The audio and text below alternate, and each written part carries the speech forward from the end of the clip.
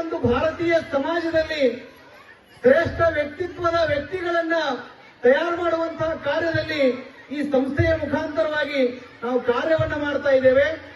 ಮುಂದಿನ ದಿನಗಳಲ್ಲಿ ಅಂದ್ರೆ 2026-27ನೆಯ ಒಂದು ಸಾಲಿನಿಂದ ಇದೇ ಶಾಲೆ ಇದೇ ಸಂಸ್ಥೆಯಿಂದ ಶಾರದಾ ಮಾತಾ ವಿದ್ಯಾ ವಿಕಾಸ ವಿದ್ಯಾರ್ಥಿ ನಿಲಯ ಅಂತ ಶಾಲೆಗೆ ಸ್ಥಳಾವಕಾಶವನ್ನು ನೀಡಿರುವಂತವರು ಶ್ರೀಯುತ ದುಂಡಪ್ಪ ಕಾಮರೆಡ್ಡಿ ಅವರೇ, ಎಲ್ಲ ಪಾಲಕ ಬಂಧುಗಳೇ, ವಿದ್ಯಾರ್ಥಿ ವಿದ್ಯಾರ್ಥಿನಿಯರೇ, ಆತ್ಮೀಯರೇ, ಶ್ರೀ ಸ್ವಾಮಿ ವಿವೇಕಾನಂದ ಯುವ ವಿಚಾರ ವೇದಿಕೆ 2007 ಜನವರಿ 12ರಂದು ಮೊರೆಗುದ್ದಿಯ ಹೃದಯ ಸಾಕಷ್ಟು ಏಳು ಮತ್ತು ಬೀಳುಗಳನ್ನ ಕಂಡಿದ್ದೀವಿ. ನಾವು ಈ ಸಂಸ್ಥೆಯನ್ನು ನಡೆಸಬೇಕಾದ್ರೆ ಅಂತ ಹೇಳಿದ್ರು.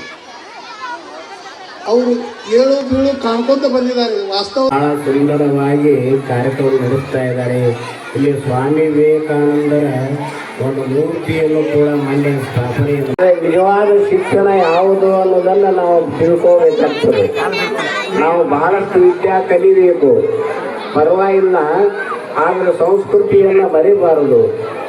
ಇವತ್ತಿನ ದಿನಮಾನದಲ್ಲಿ ಕಲಿತಂತ ಸ್ಥಿತಿಗತಿ ಕಲಿಯುಗದಲ್ಲಿ ನಾವು ನೋಡಬೇಕಾದರೆ ಯಾವ ಸಂದರ್ಭ ಅದ ಅಂತಂದ್ರೆ, ನಮ್ಮ ಮಕ್ಕಳು ಇಂಜಿನಿಯರ್ ಆಗಲಿ, ಡಾಕ್ಟರ್ ಆಗಲಿ, ಇಂಗ್ಲೀಷ್ ಕಲೀಲಿ, ವಿದೇಶಕ್ಕೆ ಹೋಗಲಿ, ಮತ್ತು ನೀವೇನು ಹೇಳ್ತೀರಿ ಅವ್ರೇನಾರು ಆದ್ಮೇಲೆ